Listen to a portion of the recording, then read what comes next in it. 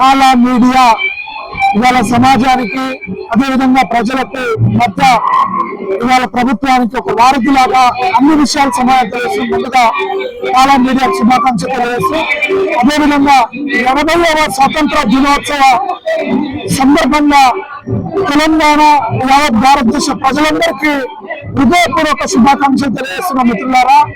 ఎందుకంటే ఎంతో మంది త్యాగాలు చేస్తే ఆ రోజు భారత నేషనల్ కాంగ్రెస్ ముందు భారత నేషనల్ యూనియన్ గా ఏర్పడ్డ కానుంచి 1857 సిపాయిల తిరుగుబాటు కానుంచి ఈ దేశంలో గిరిజన పోరాటాల నుంచి మొదలైనటువంటి భారత స్వతంత్ర ఉద్యమం 1945లో సిద్ధించి ఈ ప్రజలందరికీ బ్రిటిష్ వారి నుంచి విముక్తి కలిగించింది.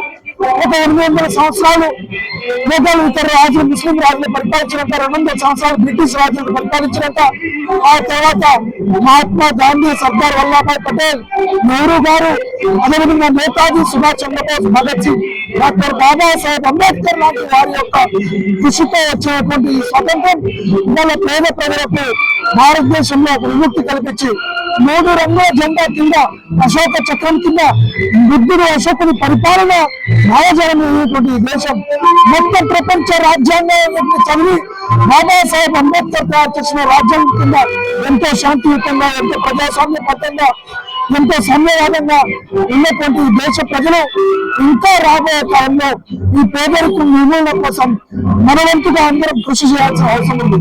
ప్రతి మనిషి ఒక మానవతా దృక్పథంతో సాటి మనిషికి సహాయం చేసే విధంగా గురుజాడ అప్పారావు గారు అన్నట్టు ఆ రోజు ఆయన ఒక కవిత్వంలో చెప్పారు, పద్యంలో చెప్పారు, దేశం అంటే మట్టి కాదు, దేశం అంటే మనుషులే, అందుకోసం సహాయం చేయాలి, ప్రతి మనిషికి టైం ఉండాలి, ప్రజలందరికీ మనము ప్రేమభావం, దయా, కరుణభావంతో మెలగాలని భారత స్వతంత్ర ఉద్యమం నేర్పించింది.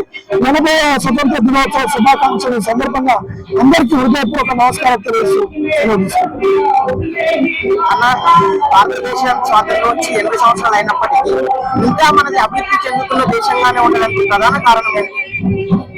ముఖ్యంగా భారతదేశంలో ఇంకా అనేక మార్పులు రావాల్సిన అవసరం ఉన్నది.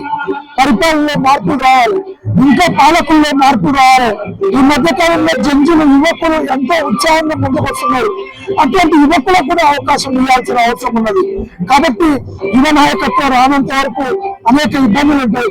కాబట్టి రాబోయే కాలంలో యువ నాయకత్వము పెద్దల గౌరవనీయులు రాహుల్ గాంధీ గారి నాయకత్వంలో భారతదేశంలో మార్పులు రాబోతున్నాయి. ఇప్పటికే అనేకమైనటువంటి సామాజిక న్యాయం లాంటి సిద్ధాంతాన్ని కాంగ్రెస్ పార్టీ ముందుకు తీసుకొచ్చింది. కాబట్టి రాబోయే కాలంలో యువ నాయకత్వంలో ఈ దేశం పెద్ద ఎత్తున పెను మార్పుతో అభివృద్ధి దిశగా ముందుకు వెళ్తుందని ఈ సందర్భంగా తెలియజేస్తా ఉంటాను.